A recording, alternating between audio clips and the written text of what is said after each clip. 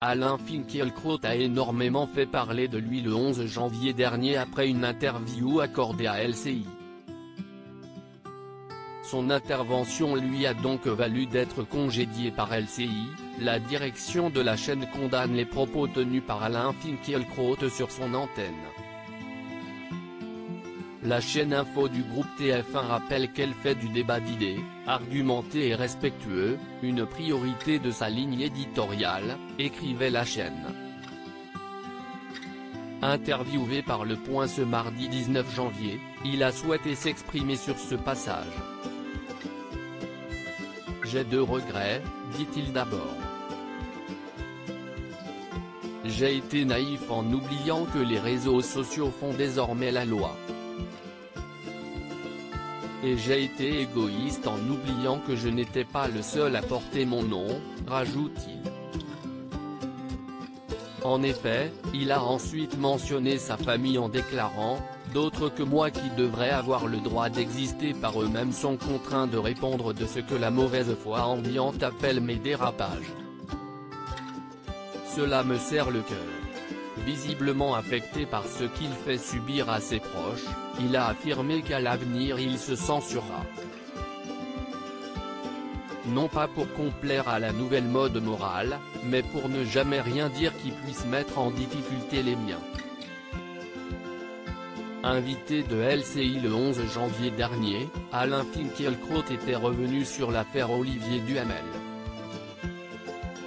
Une histoire qui fait beaucoup parler d'elle et que le philosophe et écrivain a souhaité évoquer. Il a cependant tenu des propos qui ne sont pas passés inaperçus. Il a d'abord expliqué que la justice recherche le cas dans sa singularité. Il déclare ensuite qu'on n'a pas les éléments et quand on essaye de le faire, on se demande s'il y a eu consentement ou une forme de réciprocité. Ce à quoi il affirme on vous tombe immédiatement dessus.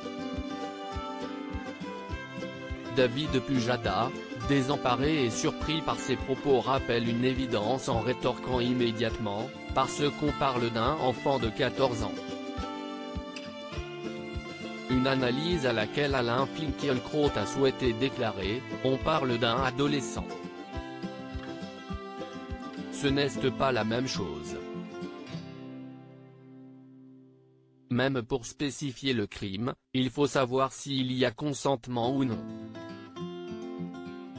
Quand vous cherchez la spécificité, on vous accuse de complicité de crime. » Il a ensuite précisé qu'Olivier Duhamel a commis un acte répréhensible. Ce qu'il a fait est très grave, il est inexcusable. Des propos qui ont déclenché une polémique sur les réseaux sociaux. L'affaire Olivier Duhamel dans son livre La Familia Grande, publié le 7 janvier dernier aux éditions du Seuil, Camille Kouchner a levé le voile sur une sombre période de son adolescence en dénonçant l'inceste subi par son frère jumeau.